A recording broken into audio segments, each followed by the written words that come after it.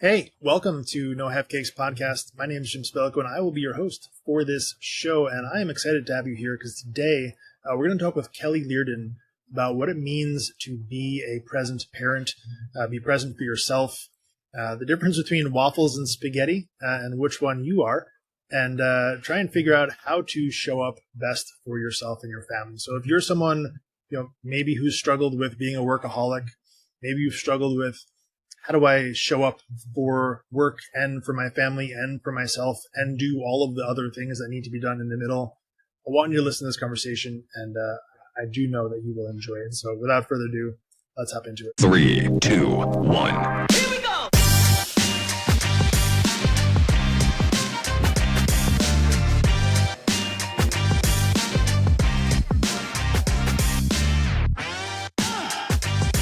We'll keep it super simple. It's my favorite types of conversations are just super casual. I love to have those. And I think the best place to start, honestly, would be if you would. I know when we kind of spoke beforehand and you said you have kind of your own No Half Cakes story yourself. I'd love if we can kind of start there. Would you mind sharing some of that? Absolutely. All right, let's do it.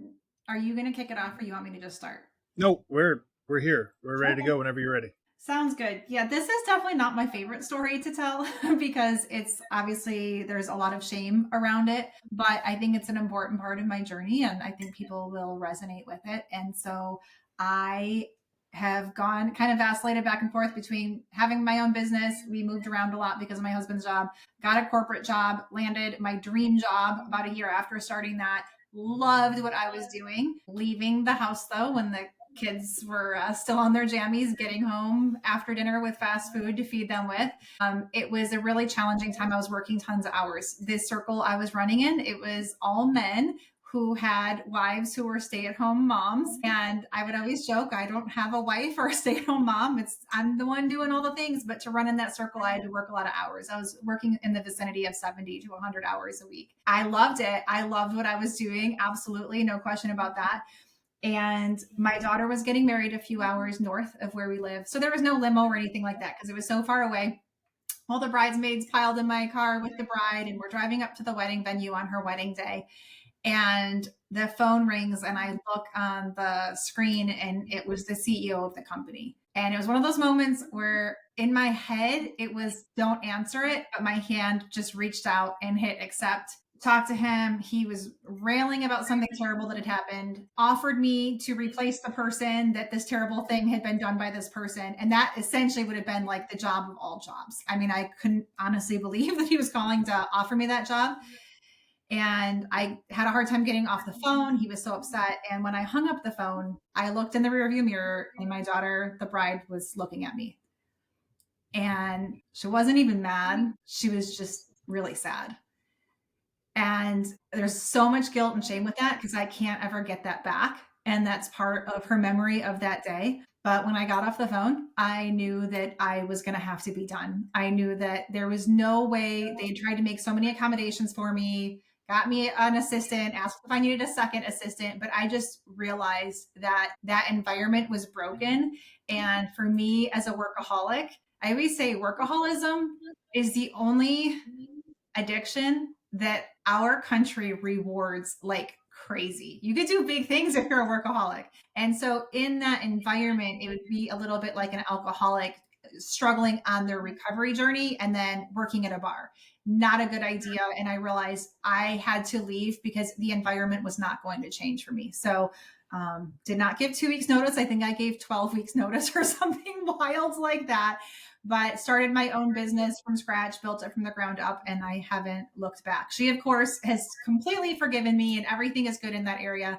I don't like telling it, but every time I tell it, I have somebody where that hits home. Your story, Jim, is very much like mine. That's why when I heard your story, I was like, there's so many similarities between this. Hopefully your kiddo will forget about it. When it happens on someone's wedding day, I feel like that makes such an imprint on their heart and on their minds. But that was the turning point for me and what started what I'm doing now. Yeah. Well, thank you for sharing that. And I'm glad that you did and still do, even though I'm sure it's a difficult thing to share because it does feel kind of awkward and there's obviously some shame attached to it. But I'm hoping at this point like it's far enough away that you can see the power in that and how much it unlocks other people. Because I think, like, more than anything, these conversations give people permission to just own up and understand the circumstances in their own life and say, hey, I understand that, like, whatever crappy scenario happens to me today doesn't have to be the end of the world. Like, yes, it might suck in this moment, but look at how much permission it gives other people to go out and live their best life. And now, like, what you're doing, working with hundreds of people to be able to help them in their lives, would not have happened had it not been for this moment.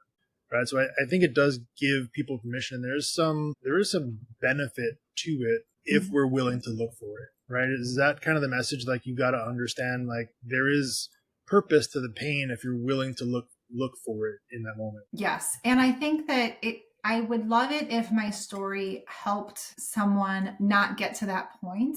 And there's warning signs before you reach that point. But it's so easy to justify. And it's sort of like, but they need me. I'm the only one who can do this.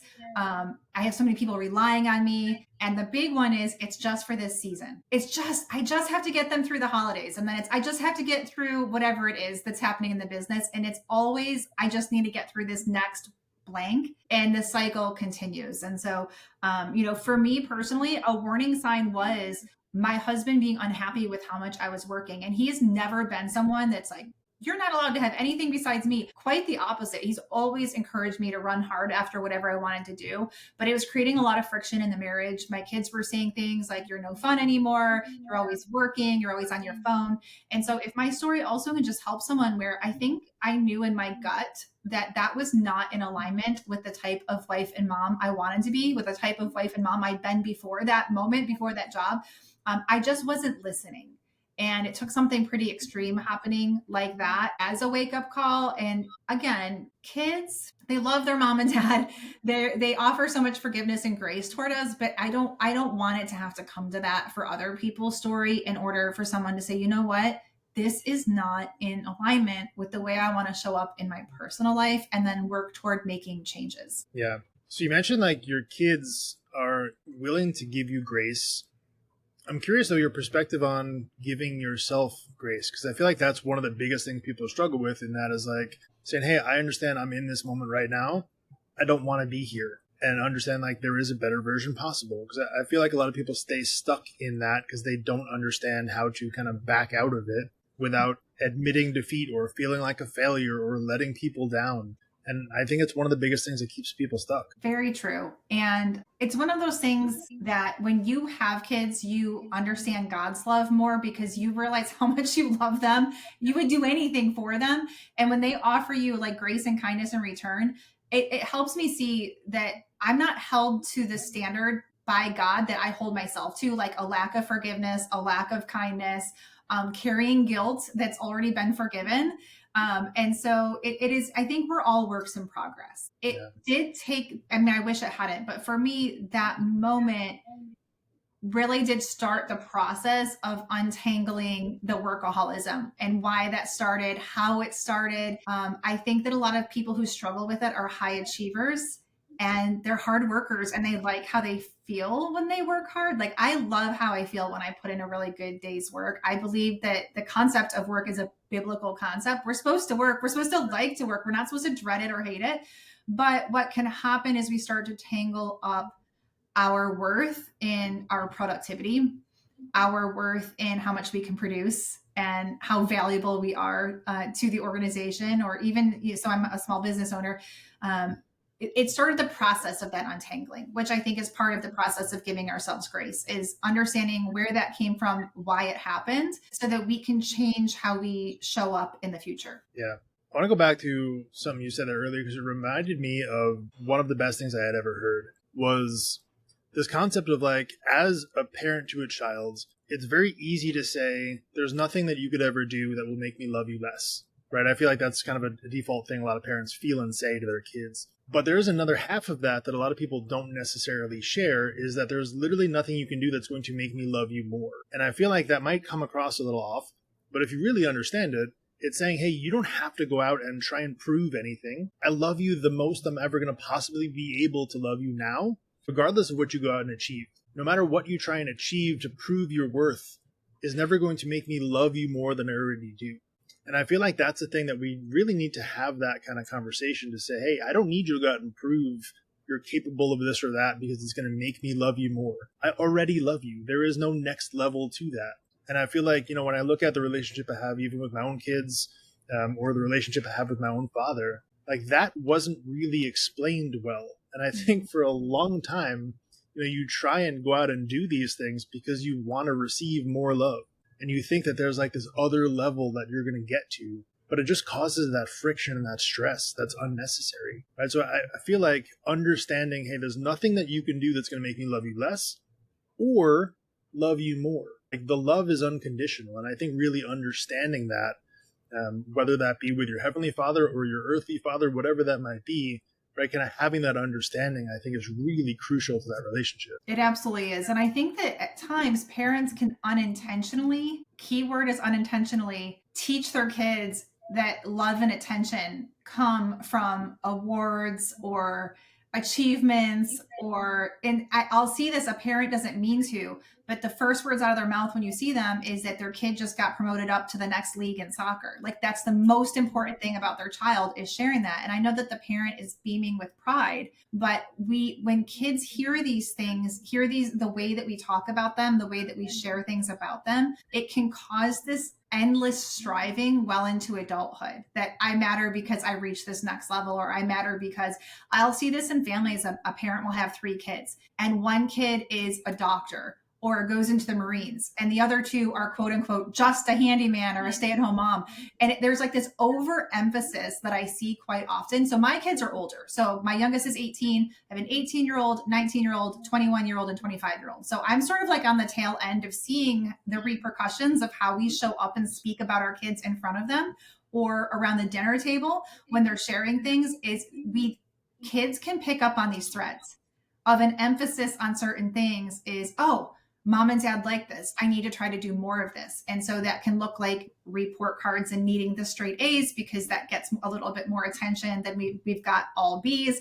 And I didn't go to school for it, but I've always been a student of psychology. And I find it fascinating how we can do things as parents that unintentionally our kids take with them into adulthood. Keith and we're not perfect parents, but we've worked really hard, like what you're saying, not trying to emphasize things that look good in the eyes of the world. And I'm a Christian. I even see this in Christian circles, like people bragging like their kid is a missionary or a pastor.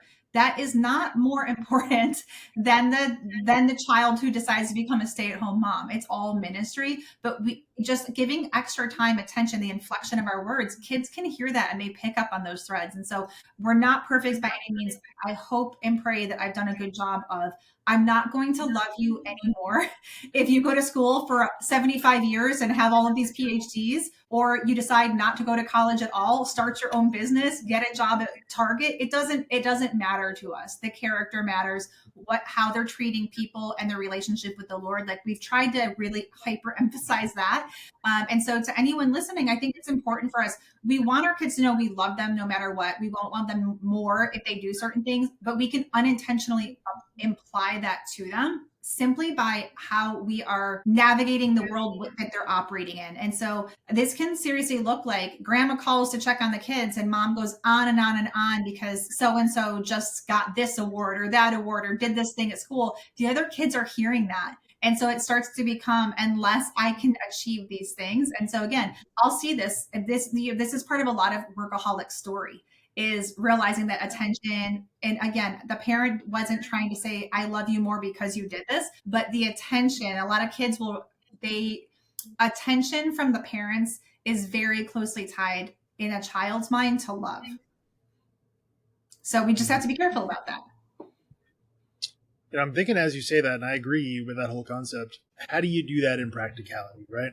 And I think the key is intentionality and presence. And I really feel like if you are able to clear your mind and your schedule and all of your existence away from the junk, right, and what you prioritize, it allows you to show up and be present to hear that and have those conversations. And I'm just thinking back even to my own life. Like, there's a lot of times where if I'm sitting on the couch hanging out with kids and we just happen to have a conversation about whatever, I'm present for that.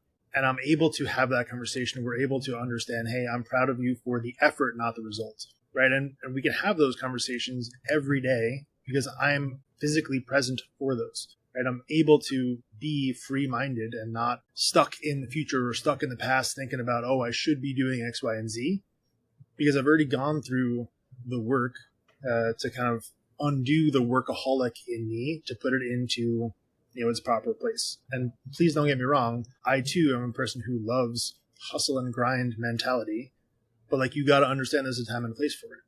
And I think if you could really put that in perspective, you understand, hey, you should also hustle and grind being a dad or being a mom or being a husband or being a wife equally as hard, if not harder, because those relationships pay dividends. And, it's difficult to do that, I think, because there is not the easily accessible scoreboard, right? We don't have a bank account for a relationship. It's not easy to see, hey, I made $1 million in relationship funds.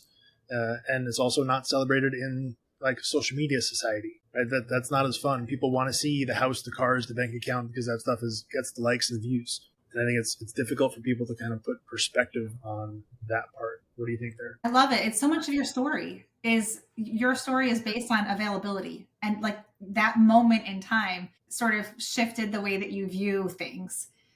And availability is a big part of it. So it's not quality time over quantity of time, and it's not vice versa. There is a balance there, but my moment in time is what changed me to, I don't work weekends, I don't work nights, I don't do that anymore. And it goes back to what you're saying is like, I want to be available. And I'm not saying that someone is a bad mom or dad if they're working on the weekends or they are on their phone, posting on social in the evening. But for me personally, is I want that eyeball time. And these little devices, so I have my phone in my hand, these little devices, we don't realize how distracted we are. Whether people want to call it squirrel brain or a diagnosis ADHD brain, the one good thing about my random brain and the way it works is I don't know where my phone is most of the time. If I'm not working, it could be in the refrigerator, it's out in the garage, I left it in the backyard, like it's somewhere, but it's not there. And I think that's the biggest thing that changed for me is really wanting to be present. In the South, they say, be where your feet are. I think that's such a powerful concept, and how we can be with other people, but because we're distracted, we're not actually there. And to give people some encouragement, especially when you're in that grind of like kids 0 to 18, I'm just on the tail end of that. And that investment of being present, undistracted, and available, it pays dividends when they're young adults. So my husband was out of town on Wednesday. My 2 of my married kids, so 2 of my kids that are married and they live in this area, the one texted me at like 1:00 on a Wednesday, hey mom, can we, my wife and I come down for dinner? I was like, absolutely, I love it. And then unbeknownst to him, my daughter said like 30 minutes later, hey, can my husband and I come for dinner? And I was like, everybody come on. And I just stopped working at that point in time to like make dinner prep and everything else. And my married kids came, for some reason, they all had Wednesday off, and they all were at the house from about 2 p.m. to 8 p.m. And I'll get questions from people. I don't have a good relationship with my adult kids. Again, I'm not a perfect mom, but that is like reaping what I sowed during all of those years where I was present. I was not perfect. Again, I definitely was not perfect, but really trying to look them in the eye when they were speaking, trying not to interrupt them. I've got to go do this. Mommy's busy, but trying to let them finish their story, finish their sentences. It's been really powerful to now be on the other side of it and see that all of that is now like the favorite part of my world right now is the relationship that I have with my adult kids. I think so much of it too, everyone likes to quote the Shema, Hero Israel, the Lord our God is one, impress it on your children, talk about it when you walk along the road, when you lie down, when you get up, when you're traveling, always talk about it with your kids. What they're missing though is the bulk of the Shema is about us as people. It's not about impressing it on our kids. It's that we have to have it. We have to be walking in it.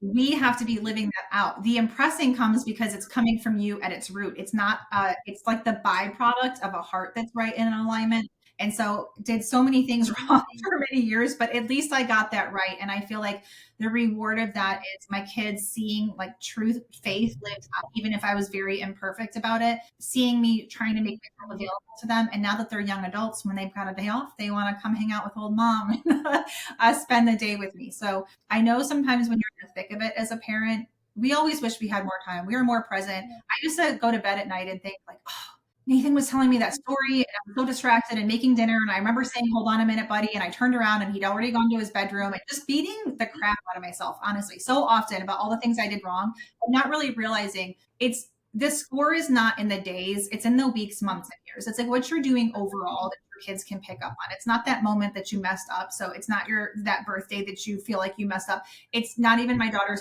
There's so much grace when they, like, the big picture is you are a parent who's trying to be there and pour into your kids. So living in that balance. If somebody's in corporate, you can still live like this. If you have your own business, if you don't work, everybody can practice this. It's how it shows up in your life. And I think the biggest part of my story is that I want to help people live in alignment. So for some people, alignment might not look what it looks like to me with my kids. But for me, it was dinner around the table every single night. We didn't let our kids do 12 different sports because I was like, I don't want that life. Somebody else might like that life and they connect with their kids during windshield time. But I think it's so important to not be a victim and make it seem like our schedule, our families, what's happening is happening without our consent. We can always change what we're doing and make different choices. And I think the really cool thing about kids is you could do things wrong for a long time. When you get it right, those are really typically the things that they remember. Yeah. I'm glad you brought that up because, I think when you come from this workaholic perfectionist mentality and you do decide you want to be present in your family, I think there's a really easy trap to fall into that you now have to be perfect at that, right? And you have to be physically present 24/7. You have to be the class parent and you have to never possibly check your email or never be on the phone or never do anything else aside from be there. I think that's also setting you up for failure, right? Because again, I was there. I think that the thing that helped me during that was understanding that if you're all on the same page and you can kind of humble yourself a little bit to say, hey, this is what I'm doing and this is why, and you can be intentional about the time that you do have available, look, things are going to happen.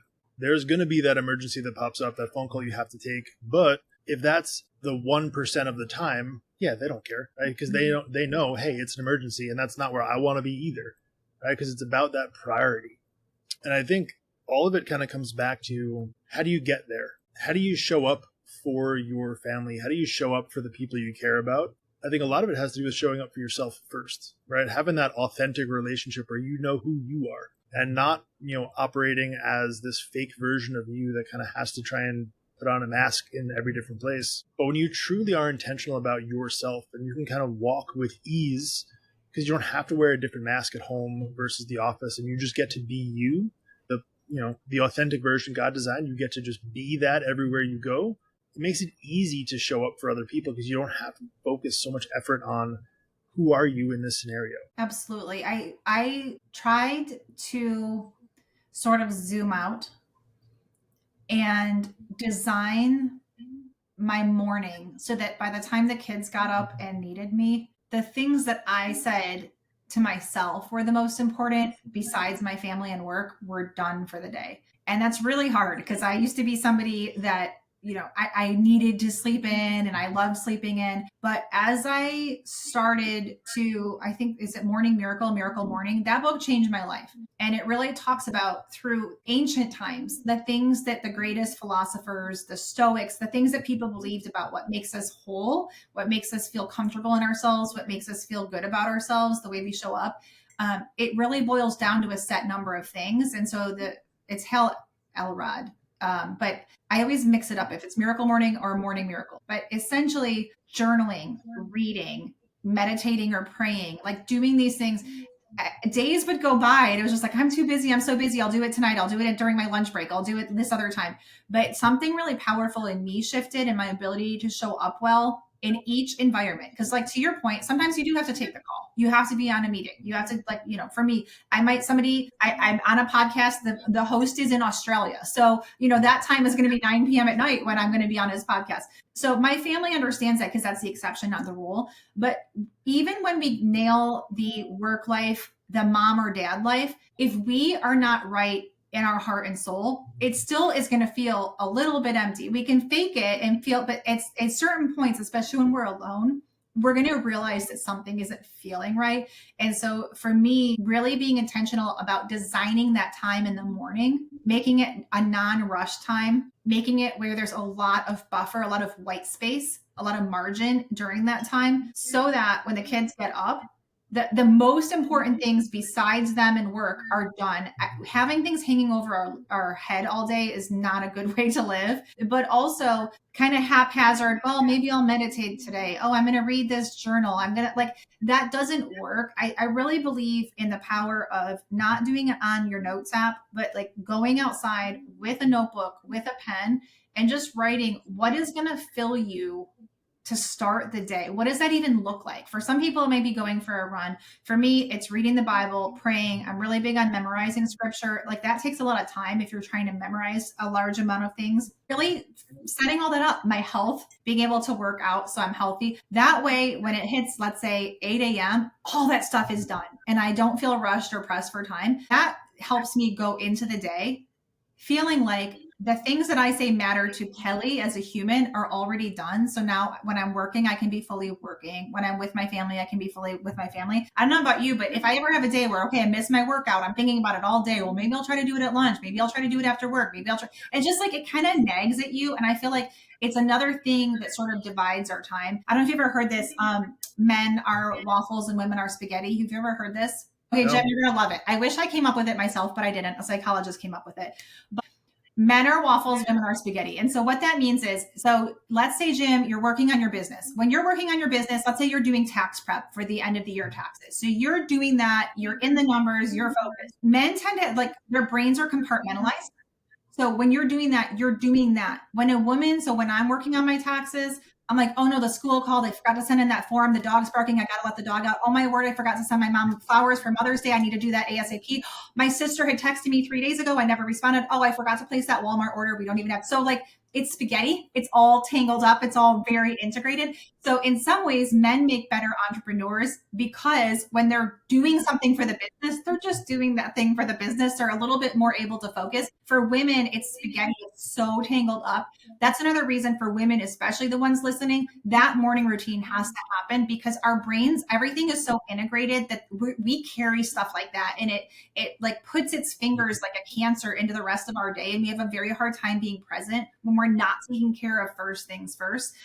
Now, women make wonderful small business owners because that integration that's happening, everything's kind of interconnected. So we can typically make decisions pretty fast because we see how everything is interconnected like a spider's web. And so we can make these like beautiful designs in our business that I think, so again, we're all created perfectly how we are. But I will say what you're saying about like being able to be whole and right in and of yourself. I think for men and women, that needs to happen first, but especially for women, because we tend to get a little cranky when we feel like we're coming last. But I think at times we do that to ourselves. I would agree. Yeah, I mean, I would agree. And I think, when you mention that, kind of one of the things that I think about is the struggle that comes from trying to be something other than who you are. And when I say that, I mean, there's a lot of people who really de-emphasize or discourage being a stay-at-home mom as if it's this thing to be looked down on. To me, that is one of the coolest freaking things you can ever possibly do. Bring human life into this world. Like, you've won.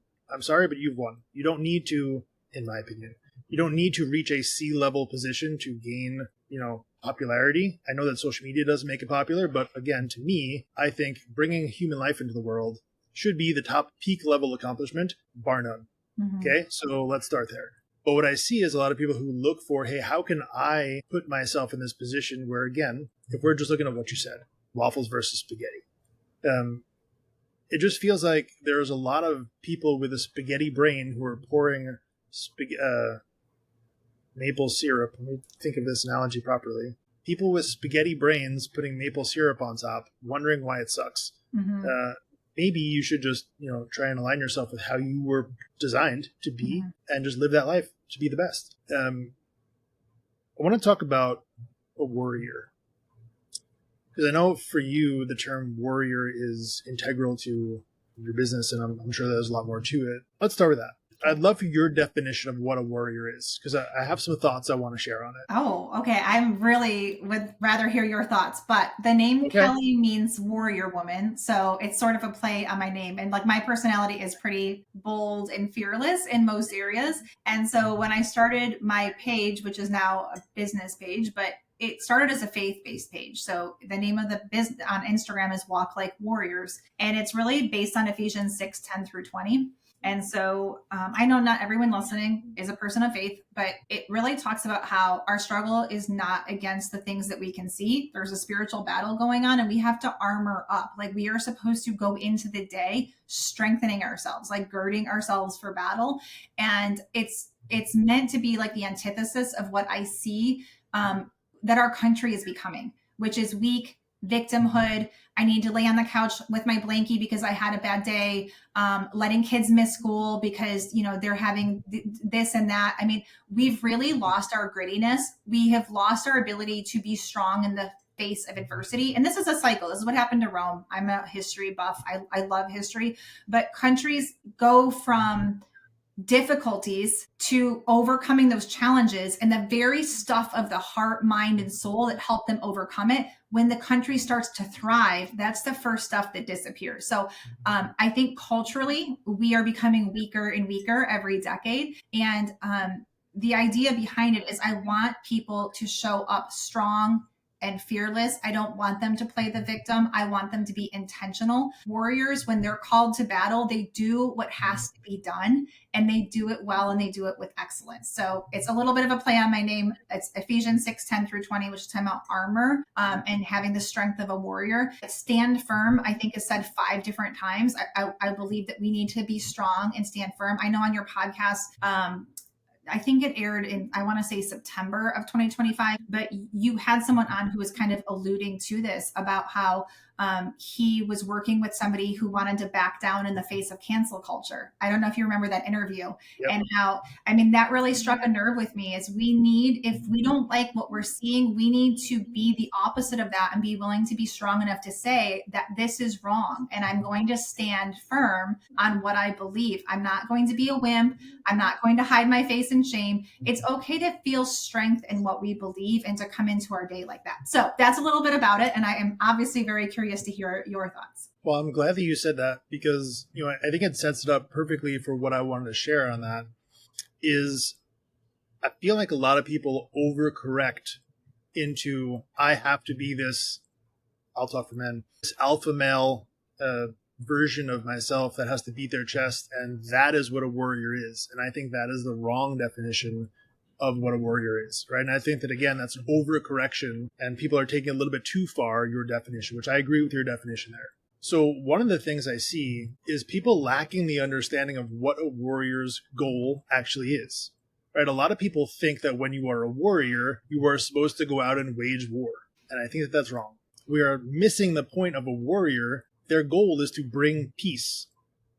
Okay, they are just willing to endure whatever it takes to get that peace. Right? And a lot of people don't make that connection. They think, hey, if I have to be a warrior, I have to be willing to go do X, Y, and Z. And they forget the peace part. Peace should be the goal. You want to bring peace into your home. You want to be the person that brings peace into their community, into your own life. Not this person who has to go out and pick fights and beat your chest and do this other thing. Right? And I think the other half of that is, I don't know if you've ever heard the expression, it is better to be a warrior in the garden than a gardener in the war. Have you ever heard that before? That. I have not heard that. Okay. So the concept there is it's better to be prepared and be in a time of peace, right? It's better to have these skills and to harden yourself with the armor of God, with life skills, with whatever it takes to be capable of doing what needs to be done and be in a time of peace rather than being ill-prepared and being thrust into a situation you're not familiar with. And one of the things that I see happen so freaking much is a person standing in the garden, jumping up and down saying, I'm a warrior, I'm a warrior. Just because they're in the garden, they think that people are going to assume they're a gardener. Right? And they're so afraid of what other people are going to judge them as because they see them in a garden. They have to beat their chest. They have to say, hey, even though I'm over here, I'm really capable of doing this. And I think that's sad. Right? And I think that comes from a lack of self-confidence. It comes from a lack of identity. It comes from a lack of a whole bunch of different things. But that's one of the philosophies I have about warrior. And, you know, when I saw that being your business name, I wanted to make sure that we at least discussed that because I think it's an important topic to touch on. I really like that. And I think that it applies to your family. So for a man, it's like you say, like beating your chest, having to be the alpha. But when you're the warrior for your family, you're protecting your wife and children. You're protecting that home from things you don't like in the culture or from things. You're protecting your kids. So I really am passionate about this is for a man to be a warrior in the home, you're not hitting the easy button and letting kids be on screens all the time and letting that be the father that raises them. You're being intentional. And one of the best things that was said about my teacher, so my teacher, Jesus, is meek. He was meek. And because it rhymes with weak, that word in the English language, people think that's what it means, but it means strength under control. And so that's why you can see a Chihuahua that just barks.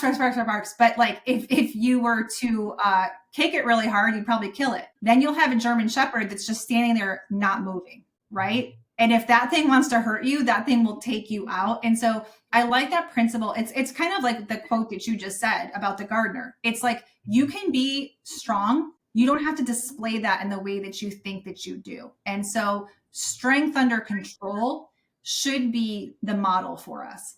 And so to me, like being a warrior is doing what's required. And so in going to battle in whatever way, but that means in my home life, doing what is required. And so for me, when I measure myself against Proverbs 31, that's a scary thought. There's a lot required of me. And so when I'm cleaning toilets or making dinner, that is showing up and doing what's required of me. So again, and that kind of plays on that strength under control. Just because I could be commanding a boardroom or leading a team of 200, it doesn't mean that I'm above doing the nitty-gritty things for this family because that is what's required.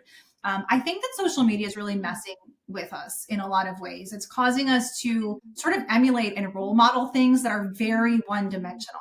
And I think the reason that's happening is because for true growth on social media, you usually need to be known for one thing. And so you'll have, for example, I call them like the cold plunge marketing bros, where they're just like, they're just hyper masculine and they're just like, alpha is a good word for it. But for all we know, he's got a little baby kitten at home and he goes home and kisses it and snuggles it, but he's not going to show that because that's not the brand. And I feel like we can get really skewed by what we're consuming, even if we don't mean to. And I've seen people 40s, 50s, and 60s kind of getting out of alignment with the way that they view the world. I think because of too much consumption of our role models, people we see. I mean, people follow social media people, even if they're not a role model, even if they don't like them. I find it bizarre. You'll be in a room with family on Thanksgiving, right? And they'll be sitting there saying, oh yeah, I can't stand them, this and that. I'm like, why are you following them? Why are you looking at their stuff then? I think we have this fascination with social, but I think it affects us way more than we believe it does. Yeah. I think it brings up a good point too, especially as you look at like how to parent your kids. And to me, it goes right back into whether they're an iPad kid or not. It comes down to how you show up as a parent. So my son, who just turned 12 yesterday, we had a conversation. Hey, what are we doing with social media? Are they going to have an Instagram account? He plays sports. For him, we decided, hey, it was a good idea for him to start using that to catalog his journey. Right? Because at some point, if all things go according to plan, I want to make sure this is clear, not my plan, our plan, including him as a family, he wants to pursue sport professionally. Okay, I want to make that clear, just because I know someone's going to have an argument about that. Anyway, he wants to pursue sports professionally. At some point, he may use that film or whatever it is for recruiting. Okay, so we talked about, hey, do we think it's the right time for him to understand how to have an Instagram account? He has one. Okay, and here's my belief. I don't think you can hide them from the world. I don't think you can shield them from the world. What I do think you can do is you can show them how to understand it in context and at the same time have enough self-confidence not to fall victim to the junk that's on there, how to spot the junk that's on there. But what I think the other part that's really missing is having the integrity in your own home for them to understand, hey, what does a good value system look like that I can understand how to interpret what I see on social media? Right? Because what a lot of problems stem from is, unfortunately, parents in this current generation are struggling with things that their parents let them down on. And we are afraid to do the work to heal ourselves, and we are passing down those generational traumas to our kids. Right? So we are afraid of being men of integrity, right? Of being people of value. And this is not unique to men, but I'm speaking from my perspective. right? We're afraid of doing this stuff because it's uncomfortable. We're afraid to stand up for things because we're afraid to be canceled. And what happens is we stay quiet, and what we inevitably wind up doing is we let social media raise our kids because we are not providing a followable example of what that should look like. Right? Does that make sense? It absolutely does. And I think, it's for all parents, it's weighing out when they're ready. I think that's the key point of what you're saying. Because, yes, so I'm saying this because one of my kids just read the book, Stephen King's book, It. You wouldn't read that as a bedtime story to a 2-year-old. So even though that's in the world and they have to get used to it and there's horror and all these things, if that's not age appropriate. And so what is age appropriate? So for some people with social, it could be 12. For others, it's 18. And I think there's not these clear lines of distinction about what is right, what is wrong, because these things all do exist, but we never want to give our kids burdens that are too heavy for the weight. They've got little tiny arms. So we want to make sure that we're giving them these things of how to operate within the world we live in at the appropriate levels. That's super important. And yes, I think that, I feel that we are always like somewhat quote unquote correcting the sins of our parents with our own kids, only to have our kids when they're 40 be like, I'm not going to do it that way. That really messed me up. I mean, if you've got good parents, a lot of people say, I had perfect parents, but we all know in reality, there's not such a thing as perfect parents, and all parents make mistakes. And you talked about overcorrecting. I think sometimes we go, this is my husband's company uses this expression a lot and I love it, but ditch to ditch. I think that's such a great analogy is, my mom did this and I didn't like it. Now I'm going to do this. And maybe the right way is somewhere in the middle. Then your kid is 40 and raising their own kid. And they're like, oh, my mom did it like this. They go back to grandma or great grandma's way. We're all, I like to say, this is very tongue in cheek, but God gave me my kids to mess up as I see fit. Everybody else can do what they want with their kids to mess them up. And I say that sarcastically because my goal was not to mess up my kids, but we're all just out here doing the best we can. We all know there's no instruction manual for raising these kids. What one parent thinks is appropriate at 12, another person's going to think is wildly inappropriate. I had a family member, we were going to go to the beach, and he let his 4-year-old watch Jaws. And my daughter at the time was 8. And I was like, you're not watching Jaws. Now, some people might be like, gosh, Kelly sounds super strict. That's a little weird. But guess whose kid didn't want to go in the ocean? So to me, it's like there's this really great story about in the early 20th century, a man and his daughter get on a train. And she's got this little light suitcase, this little light piece of luggage. And all that was in there was like her teddy bear and a book. And dad has this really heavy luggage. And when they get to wherever they're going, he opens it up and most of her stuff was in there too. And she says, Daddy, why didn't you let me carry my stuff? Why didn't you let me carry the heavy bag? And he just said, because your arms weren't strong enough yet.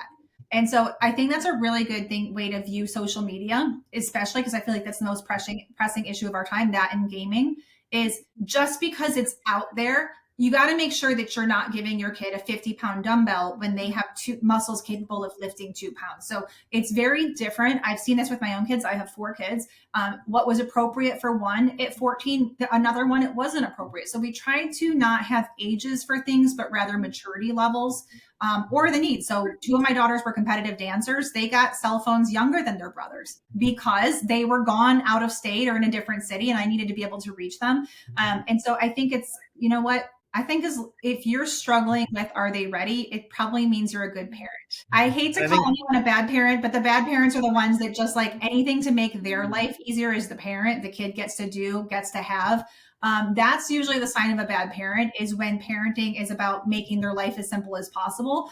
Good parents, it's hard and it sucks and it takes a lot of time and it takes a lot of effort. And you usually think you're doing stuff wrong all the time. Those are all signs that you are a great parent. I think kind of to tie everything back together, when you are intentional about being present in your family, like you're able to make that discernment. And so much of this is about discernment, right? Because every kid is different. Every situation is different. They all have different personalities, different levels of responsibility, etc. And that context is super important. And if you're not physically present and mentally present to understand that context, then it's a mess. So, I think all of it kind of goes back to not making your identity your net worth or, whatever your title is at your job, but showing up, right? Showing up for yourself, showing up for your family, just kind of really rediscover what your purpose is. What were you put here on this earth to do? And I think when you really pursue that and you show up for yourself, it allows you to kind of make every situation a little bit easier. And again, I'll echo what you said. It is really hard to be a good parent, and you will constantly feel like you were doing the wrong thing. no matter what, you're going to feel some level of judgment or disappointment or frustration. It's just inevitable. And I think, again, for good parents, it's kind of goes with the territory. You kind of have to expect that. But yeah, I couldn't agree more. As we kind of draw to a close here, I would love to thank you for this conversation. I think it was an amazing conversation, and I'm sure a lot of people will get a tremendous amount of value from that. So I do want to honor you and your time for sharing what you shared and your perspectives and everything else. And beyond that, is there any way that we can support you going forward? If anyone has their own business, I offer free business coaching Monday through Friday and Instagram stories. So it's Walk Like Warriors. There's underscores between each word. My focus is on female business owners. And so if there's any females listening that maybe their brain doesn't quite work like corporate America brain, I feel like that is the place to come hang out with me. But Jim, it's been a total pleasure. I love your heart. I think it's a powerful and much needed voice in the space right now. So I just appreciate you so much. Thank you very much. I appreciate it. Happy birthday to you. Cha, cha, cha. Happy birthday.